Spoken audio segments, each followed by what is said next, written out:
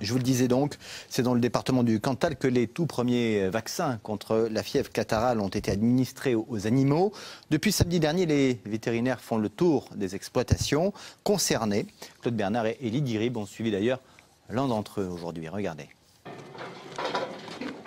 Depuis samedi, sur leur secteur, ce vétérinaire et ses collègues ont vacciné plus de 400 bovins. Comme pour tous leurs confrères du Cantal, la charge de travail a fortement augmenté et beaucoup reste à faire.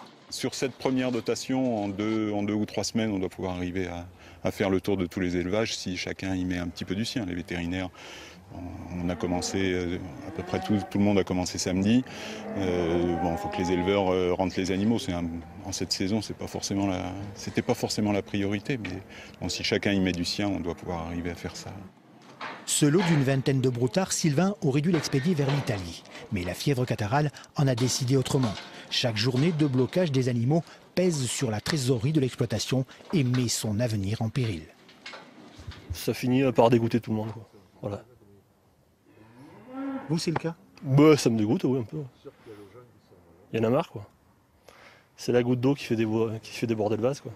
Dans le Cantal, 85 000 veaux allaitants de 6 à 15 mois sont à vacciner. 3 semaines entre les 2 injections obligatoires et 60 jours nécessaires après la seconde injection avant la commercialisation. Après la sécheresse et les râteaux-pieds, ce nouvel épisode fragilise un peu plus de nombreuses exploitations. Pour les responsables agricoles, l'expérience de 2008 n'a servi à rien. On a perdu beaucoup trop de temps. Pour beaucoup, il y a des animaux qui sont prêts à vendre. Il y a des stocks qui sont très faibles puisqu'on est sur une année de sécheresse. Et donc, il y a une nécessité d'être rapide et efficace. Et malheureusement, les pouvoirs publics ont mis pour nous trop de temps à être opérationnels.